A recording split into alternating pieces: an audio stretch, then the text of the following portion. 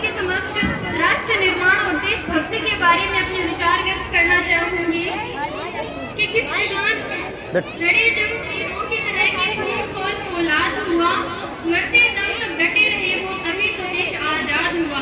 कुछ इसी प्रकार की भावना हर हिंदुस्तानी के दिल में होनी चाहिए, क्योंकि आजादी हमें मांगने से नहीं लड़ने से मिली है। ना जाने कितने लाखों करोड़ों जवानों को अपनी जवानी लुटानी पड़ी है। किस प्रकार की भावना होती है सरहद पर सीना तान के खड़े होने की कि ऐ मेरे वतन नमन है तुझे, मैं जीऊं तो जिबा पर नाम हो तेरा, मैं मरूं तो तिरंगा कफन हो मेरा, मैं मरूं तो तिरंगा कफन हो मेरा।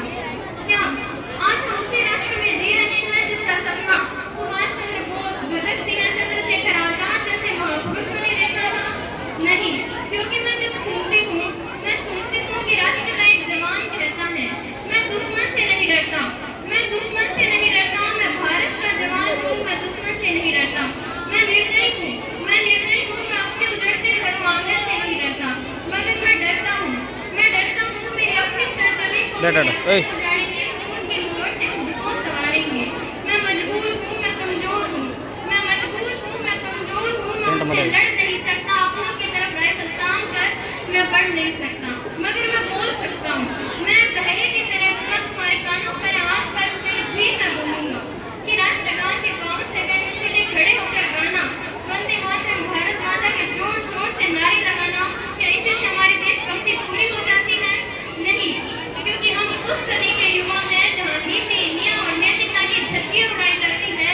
हम उस सदी के युवा हैं जहाँ सत्य, अहिंसा, सादगी, सदाचार जैसे मूल्य कौड़ियों के भाव बेचे जाते हैं। हम उस सदी के युवा हैं जहाँ दो सगे भाई की शांति, अमन और चैन के साथ बड़ी मुश्किल से जीते नजर आते हैं। हम वो युवा हैं जो सोशल नेटवर्किंग के साइट्स पर डेटिंग, चैटिंग और फ्लर्टिंग करता नजर आता है। और एक जवान को तकलीफ तो तब होती है कि जब वो देखता है कि राष्ट्र का ये नौजवान जिसके कंधों पर जिम्मेदारी है राष्ट्र निर्माण की, देश समाज के आंसुओं को जोड़े रखने की, वो जवान आज कब्जे के में डूबा और शराब की लत में भीगा नजर आता है। असल में देशभक्ति है क्या? एक शिक्षक, एक गरीब बीमार बुजुर्ग को दवाई दी जाए तो वो है देशभक्ति। अपने परिवार, समाज और राष्ट्र के प्रति समर्पण का भाव है देशभक्ति। धर्म, लोकता को पछाड़ कर किया गया हर काम है देशभक्ति। एक देशद्रोही के जीवन में आने वाला हर तूफान है देशभक्ति। एक पत्रकार अपनी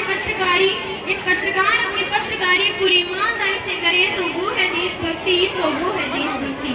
एक शिक्षक केवल पैसों के लिए नहीं वरन अपने विद्यार्थी को आगे बढ़ाने के उद्देश्य से पढ़ाए तो वो है देशभक्ति। एक विद्यार्थी अपने शिक्षक को भगवान समझे तो वो है देशभक्ति।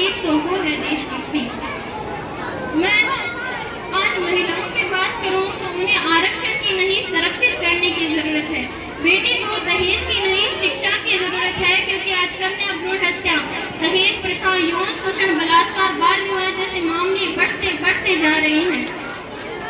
महिला नारी सशक्तिकरण में मैं आज पंक्तियों को श्रद्धा करना चाहूंगी कि इस वतन की रक्षा का हम लड़कियों को भी हक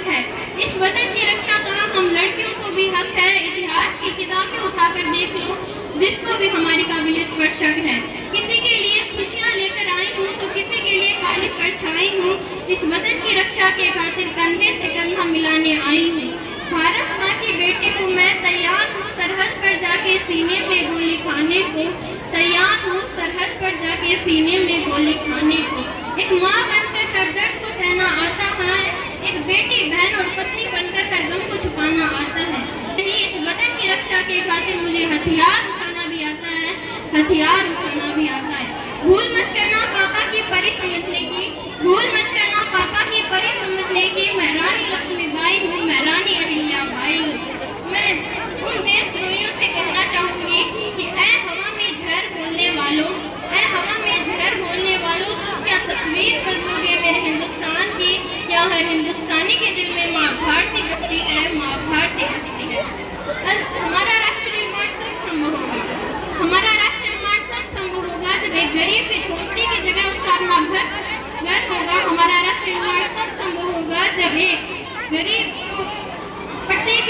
खेत में पानी पहुंचाया जाएगा। हमारा राष्ट्र निर्माण तब संभव होगा जब हमारी सोच से जाट, राजपूत, मेघवाल जैसे भेदभाव मिटाए जाएंगे। हमारा राष्ट्र निर्माण तब संभव होगा जब कॉलेज, विश्वविद्यालय राज सत्ता के अड्डे नहीं वरन शिक्षा के मंदिर कहलाएंगे। हमारा राष्ट्र निर्माण तब संभव होगा जब हमारे आदर्श कोई बॉलीवुड, हॉलीवुड के अभिनेता नहीं वरन वीर कमांडर अभिनंदन होगा, वीर कमांडर अभिनंदन होगा।